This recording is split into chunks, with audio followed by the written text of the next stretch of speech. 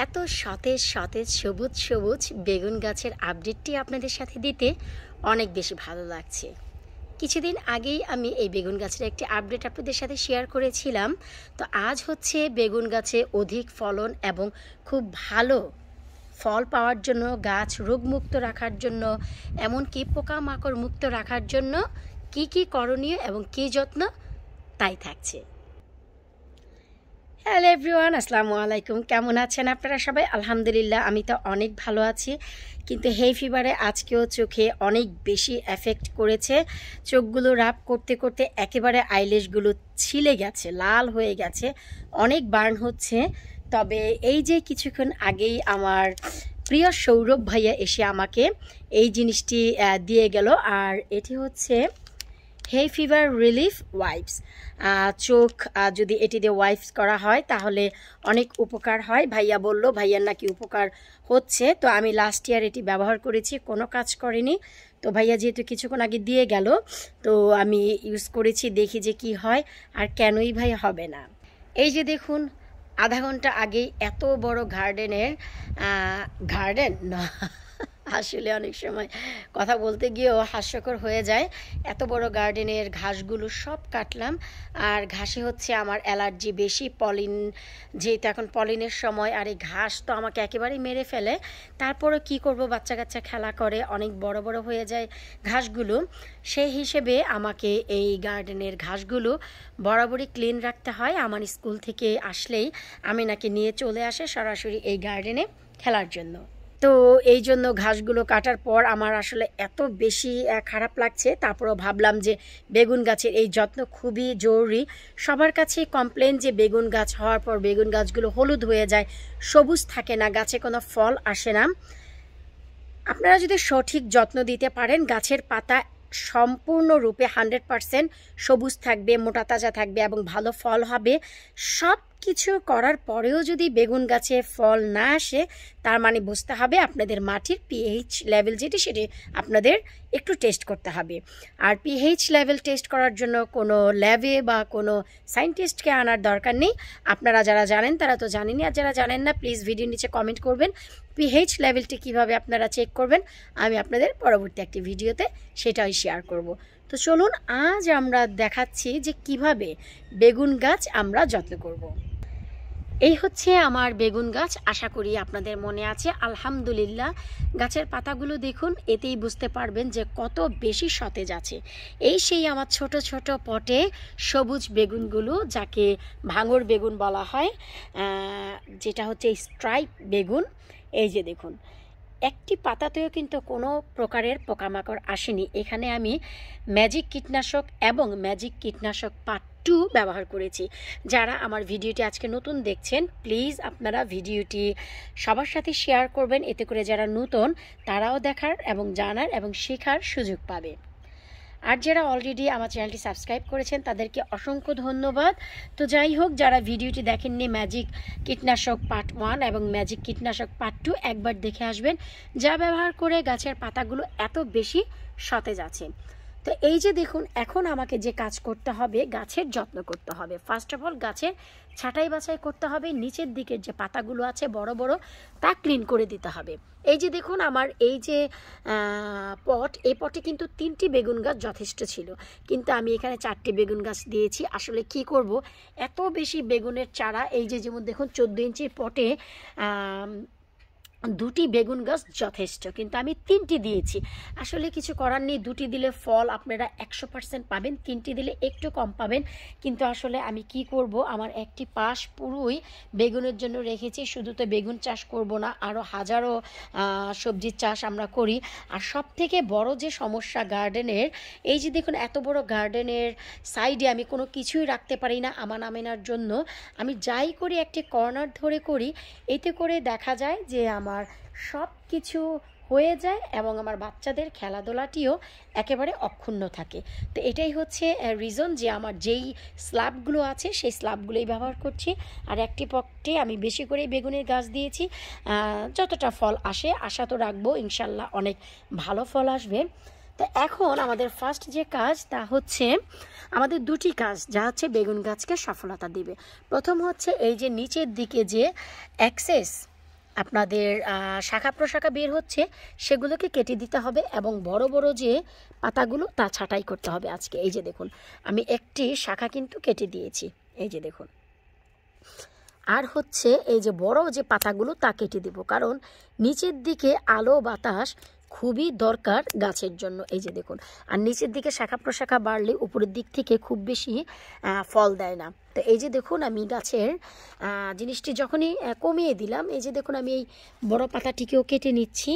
আপনারা একটু লক্ষ্য করুন, এই যে দেখুন বড় যে পাতা তা আমি কেটে নিচ্ছি। এই যে দেখুন, এই যে এখন এই ছোট পাতাগুলো অনেক দারুণভাবে বাড়বে এবং উপরের দিকে বাড়বে যখন আমরা এই গাছের ওয়ানজি কাটিং করতে পারবো।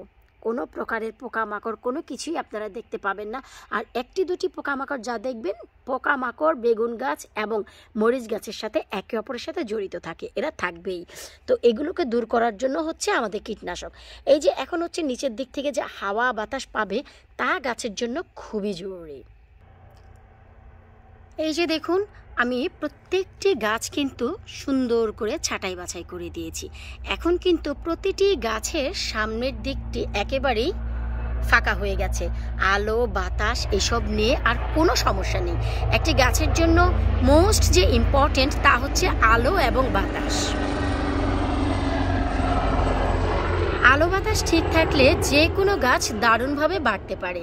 আজ আমি সবুজ বেগুন এবং কালো বেগুন দুটি বেগুনেরই সমানভাবে যত্ন নিচ্ছি।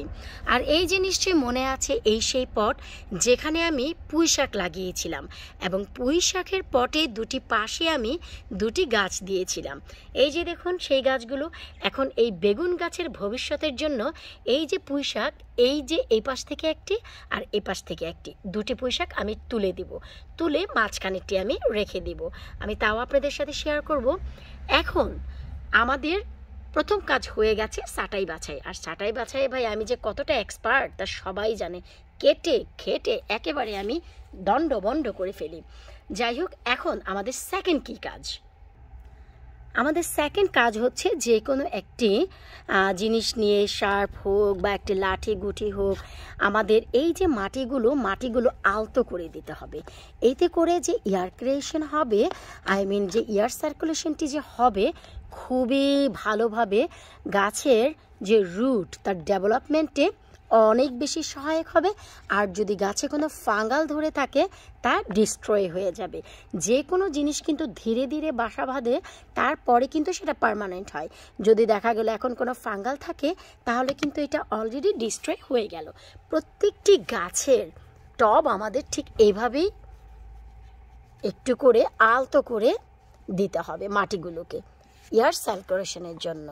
সার্কুলেশন কি বলতে যে কি বলি, আসলে এই ফিবারে আমার মাথাই নষ্ট হয়ে গেছে।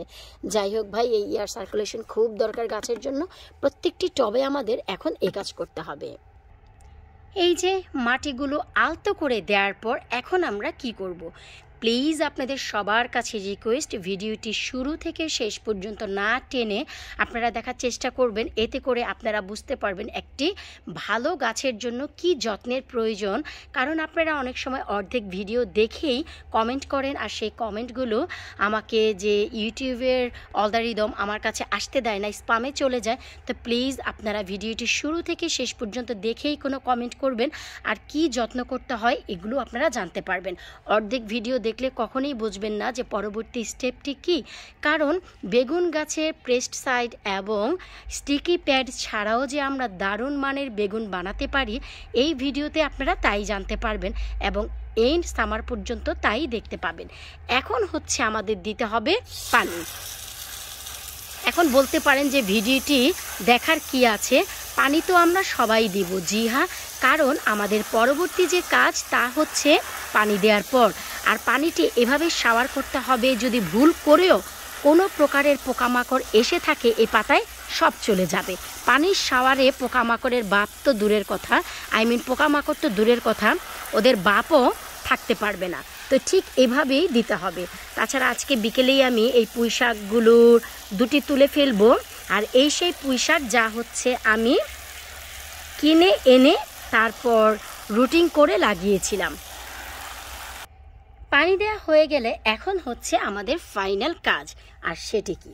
সেটি হচ্ছে এই বেগুন গাছের পাতাগুলোকে রোগমুক্ত, এমনকি মিলিবাগ মুক্ত, সিলভাট মুক্ত, পাউডারযুক্ত মুক্ত, পিঁপড়া মুক্ত, যে কোনো ধরনের বাগ মুক্ত রাখার জন্য ব্যবহার করব বাবার বাবা বড় বাবাকে, যেন আমার এই গাছগুলো কেটে দেওয়ার পর এখন কিন্তু যে কোনো পোকামাকড় বা যা কিছু খুব ইজিলি এই মাটিতে আসতে পারবে, কারণ নিচের দিকে পাতা নেই, সব খোলামেলা। কিন্তু ওই যে বললাম বাবার বাবা বড় বাবাকে ব্যবহার করব। এই যে দেখুন, এখন আমি এতে দিয়ে দিব বেশ কিছুটা রসুনের খোসা।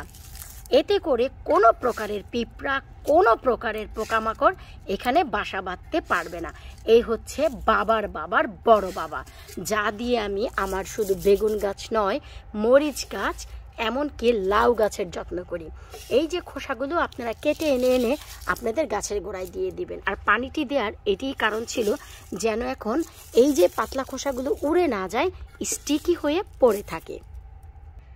এই যে প্রতিটি গাছের গোড়ায় গোড়ায় আমি দিয়ে দিলাম রসুনের খোসা, বাবার বাবা বড় বাবা। এখন দেখি কোন পোকামাকড় আমার বেগুন গাছে বাসা বাঁধতে পারে। আর নিশ্চয়ই ছাঁটাই বাছাই এবং এই যত্নটি আপনারা বুঝতেই পারছেন। আর এই গাছকে আমি একেবারেই ভেজাল মুক্ত করে দিব। মাঝখানের গাছটি রেখে দুপাশের পুঁই শাকগুলো আমি তুলে খেয়ে ফেলবো, কারণ আমার বীজ থেকে লাগানো পুঁই শাক গাছ করেছি। এটি শুধু করেছিলাম যে যারা বীজ থেকে পারেন না তারা কিভাবে বাজার থেকে কিনে এনে এই গাছটি আপনারা বানাবেন, যার ভিডিও আমি অলরেডি শেয়ার করেছি, প্লিজ আপনারা সেখান থেকে দেখে নেবেন। এই যে দেখুন, সব রসুনের খোসা আমি দিয়ে দিয়েছি এখানে। বিশ্বাস করুন, বেগুন গাছে প্রেস সাইড এবং স্টিকি প্যাড দিয়ে প্রত্যেকটি গার্ডেনার বেগুন আনে, তো আমাদের সেটির প্রয়োজন নেই। রোগমুক্ত রাখার জন্য, ভেজাল মুক্ত রাখার জন্য এই রসুনের খোসাই যথেষ্ট। বিশ্বাস করুন, এই পর্যায়ে এসে বেগুন গাছের এই যত্নের খুবই দরকার ছিল। এই ছাঁটাই বাছাই নাম্বার 1। সেকেন্ড হচ্ছে আমাদের গাছের গোড়ার রুটকে ডেভেলপ করার জন্য, স্ট্রং করার জন্য মাটিগুলোকে আলতো করে দেয়া, যেন উপরের হাওয়া বাতাস নিচে গিয়ে রুটকে স্ট্রং করতে পারে এবং খুব মজবুত করতে পারে। আর তৃতীয় হচ্ছে গাছে পানি মাস্ট বি দিতে হবে। চতুর্থ যে কাজ 4 নাম্বার, আমাদের রসুনের খোসা। এই 4টি কাজ আপনার বেগুন গাছকে হেলদি করবে, ফুল ফলে ভরে দিবে, ট্রাস্ট মি। তাছাড়া আমি আজকের ভিডিও করে স্টপ হচ্ছি না, এন্ড সামার পর্যন্ত আপনাদের সাথেই থাকবো। প্লিজ যারা ভিডিওটি ফেসবুক থেকে দেখছেন, পেজটি ফলো করে সাথেই থাকবেন, ভিডিওটিতে একটি লাইক করতে ভুলবেন না। আর যারা ইউটিউব থেকে দেখছেন, চ্যানেলটি সাবস্ক্রাইব করে পাশে থাকা বেল আইকনটি প্রেস করে সাথেই থাকবেন। আরও অনেক নতুন নতুন ইউনিক ভিডিও নিয়ে আবারও হাজির হয়ে যাব। আল্লাহ হাফেজ, keep watching my channel, love you all.